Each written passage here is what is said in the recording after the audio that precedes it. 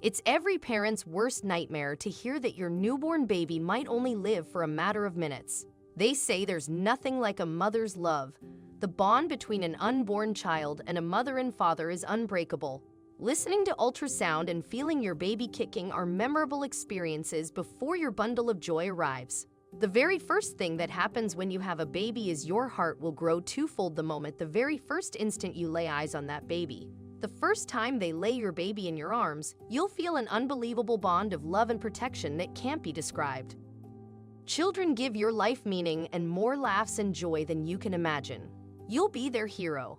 A baby's brain is hardwired to be more acceptable to the nearest female voice and specifically her or his mother's to the baby.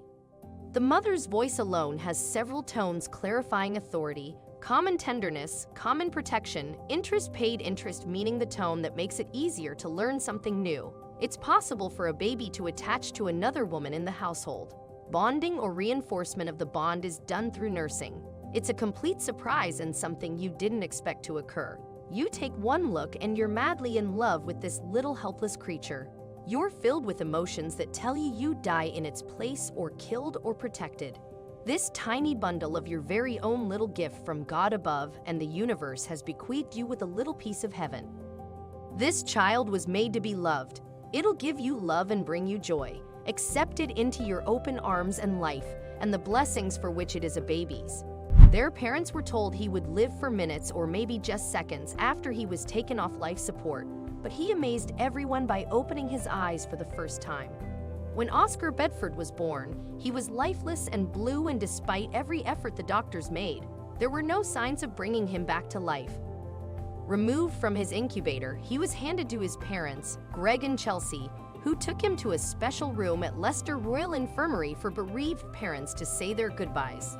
Chelsea Thurman is taking legal action against the hospital. She claims it admitted her to that mistakes were made.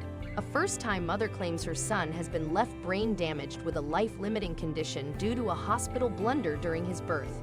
After baby Oscar Bedford was born blue and unresponsive, Chelsea Thurman and her partner, Greg Bedford, said goodbye to him and switched off his life support after doctors told them that he was brain dead.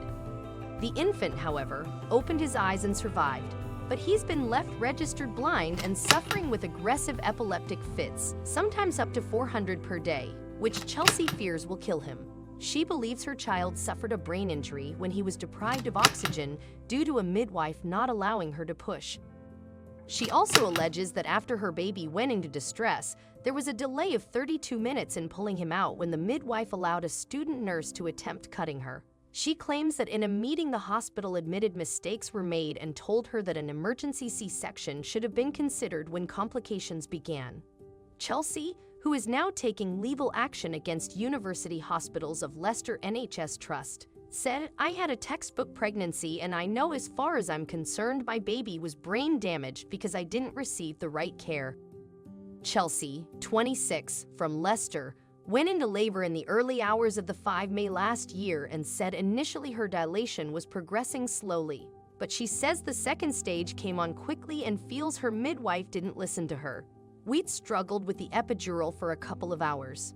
I told them I still had feeling down below and was in pain despite having a top up. I was dilated at about 6 centimeters after about 13 hours of labor. Then I really felt the need to push. The midwife told me she wasn't due to check me for another 90 minutes and told me to stop using the gas and air, that I was being silly. This went on for around an hour. Anesthetists came and told me to check and let me push. Then she checked me and I was fully dilated at 10 centimeters. Chelsea claims that despite the baby already showing signs of distress, the midwife instructed a student nurse how to perform an episiotomy.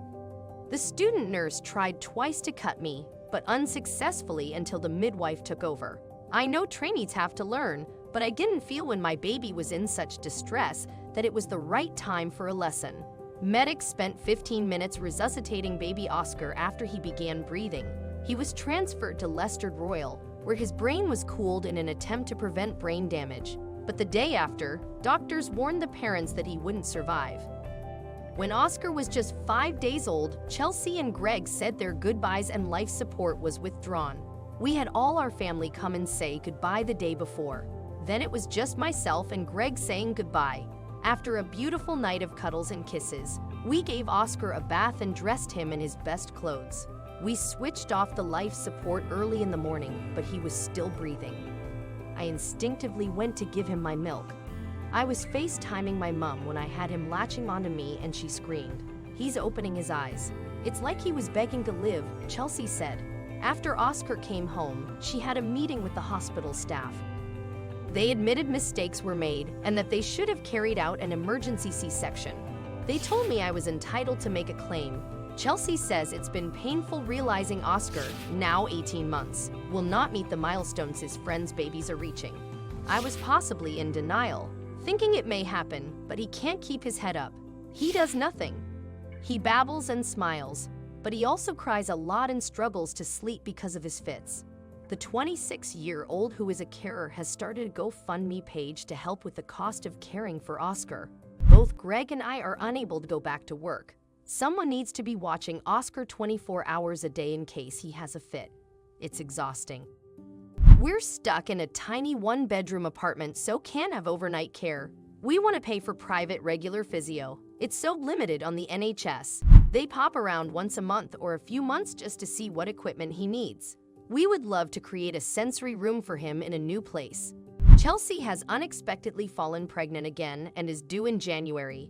I'm terrified after what happened with Oscar, but I just got to deal with it. I really feel that my midwife should have listened to me when I said I needed to push. I know my own body. I think it's awful that we have to fight for compensation for what happened to Oscar. No amount of money will change what happened, but Oscar now needs full-time care for the rest of his life, and that will cost, a spokesperson for University Hospitals in Leicester NHS Trust said. We're really sorry to hear that. This is how Chelsea feels about her experience as a team. We have reviewed her case and would be happy to meet with her again to discuss her concerns in person. Have to be calm and patient with them. Then you can get to know your baby. Some have a baby but don't know him or her because they're all for themselves. So the good impact is that the baby is your first son or daughter and a new sibling for your family. They're cute and are your joy and comfort forever. All babies are different, so it's no use comparing your baby to others because they have their own ways and their own pace. Best to get them into a routine so it'll be easier for the baby and you. God is life, so we all come from God. If you have a baby, it's a gift from God, so you have to love and cherish all your magical memories with them. You do get tired of bringing up children, but as long as you have patience with them, it will be easier for you. You must get your sleep and make sure you eat too, so you stay happy and healthy as well. Otherwise, you won't be fit enough to cope. My understanding is that there is a balance between different types and sources of the biochemistry and psychology that creates bonding. There is a predisposition for bonding strongly with the mother because of amniotic familiarity. The mother's chemicals are literally in the womb being inhaled and ingested. Further, the baby hears its mother's voice every time she speaks, so the sound of her voice is extremely familiar. But if the mother doesn't continue the process with breastfeeding or close-held bottle feeding and lots of physical contact and fairly close facial focusing and talk, the bonding can and will occur with anyone who does these things. This is how adoptive parents create a very real, deep bonding experience with their babies. This is a critical issue in child development. Very critical. You can research it yourself by looking up attachment theory. There's so much written about it that it would be pointless to try and give you an outline here.